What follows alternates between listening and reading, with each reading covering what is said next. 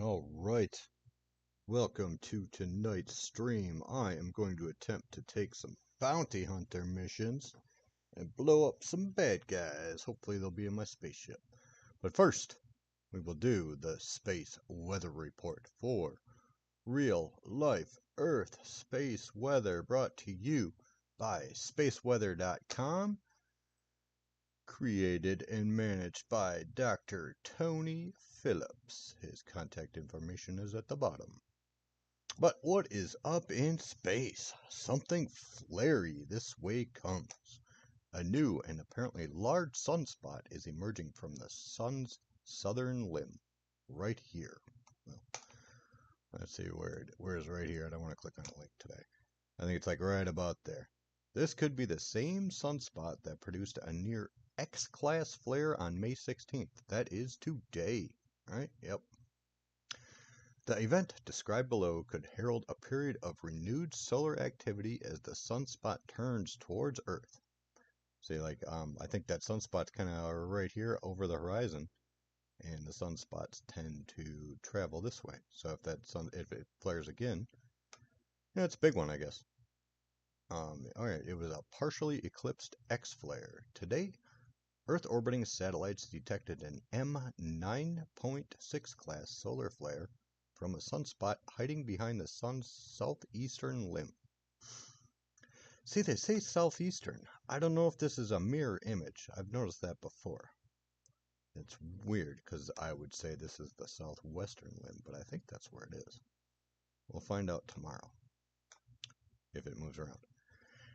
It was only percentage points away from being an X-flare. In fact, it probably was an X-flare partially eclipsed by the edge of the sun. Although the underlying sunspot was hidden from view, it nevertheless managed to touch Earth. Radiation ionized the top of the planet's atmosphere, causing a deep shortwave radio blackout over North America. So if you're a shortwaver and your radio went out today, that is probably the cause. Here's a quote from somebody. I knew something significant was happening on the sun today when all of the normal radio stations I monitor suddenly faded, reports amateur radio astronomer Thomas Ashcroft of New Mexico. His shortwave radio telescope recorded the broadband event. So I guess this dark spot is the flare. I don't know. I'm not quite sure how to read this infographic, but let's read on down here. Horizontal lines in this dynamic spectrum are terrestrial radio stations. All of them sharply faded immediately after the flare. Loss of signal lasted 10 minutes at the top of the band, 27 megahertz. So 27 megahertz is up there. And more than 20 minutes at the bottom of the spectrum.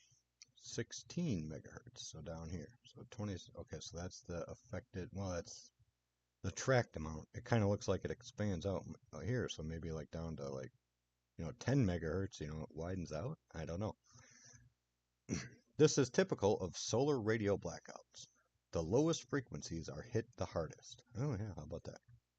The source of this explosion may be the same far side sunspot we discussed on March 12th. I don't remember looking at that one. If so, it could emerge over the eastern limb later today, with solar rotation turning it almost directly toward Earth this weekend. But what does the sunspot have a number yet? I don't see a number for it. So it'll probably be, what, maybe 3308? Because, yeah, it says eastern limb, but this, to me, says the west side. I don't know. If you know why that is, give me a comment.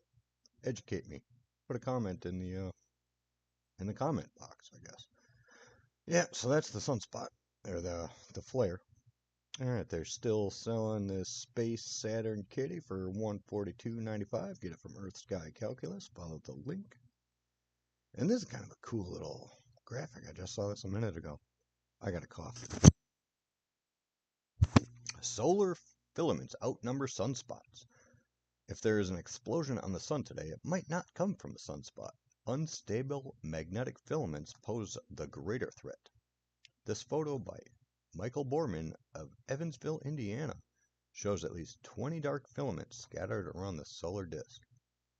So I think these dark bands are the filaments, and these lighter spots are the spots. I think.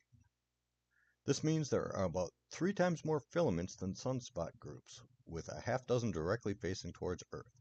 Famously, unstable solar filaments are twisted tubes of magnetism filled with dense plasma. Their eruptions can hurl massive CMEs or coronal mass ejections into space. Sometimes the debris falls back to the surface of the sun, triggering a Hyder flare. I never heard of one of those before. 2 explosions for the price of 1. Okay, it's like a double bam bam. Oh, I wonder if that's what that one from last week was. To illustrate the potency of these structures, the severe geomagnetic storm of April 23rd and 24th this year, 2023, was caused by a filament eruption, not a sunspot. All skyfire, near-Earth objects, potentially useful asteroids. This one was not on here last time. It's a little one, 4 meters diameter. It was only going 8 kilometers per second. I think the slower they're going, the greater the chance of them getting sucked into Earth's gravity is. It has less inertia, so it would be affected by our gravity more. But yeah, it was pretty close, and I think it was. I haven't checked this a couple of days because I was out of town, but yeah, it was noticed, or it passed by us May 12th. So yeah, they're always finding new ones. Yep, there it is. Alright, let's get into the game, yeah? Enough of this learning stuff, let's play video games. Oh, I don't even have my thing open yet. Hold on. Be patient. I'm gonna open up my launcher. So I was in a rush to get the stream going. I was playing some Fortnite with my kiddo. Having some fun with the kiddo. Oh, and there's an update. Oh, hopefully it's not a big update. Oh, version 3.19er. Oh, balls. You know what? This might take a minute. Ah, balls. There's an update. It might take a while. Yeah. It's really loud. Well, this is going to take 4 gigs. Correct. You know what? Am I still live? I'm not even live anymore. Yeah, I am live. It's a 20-second delay when I look over at the other screen. This is probably going to take 10-15 minutes. So, I think we're going to call that a stream for tonight. So, thank you for watching the space weather report and not the video game.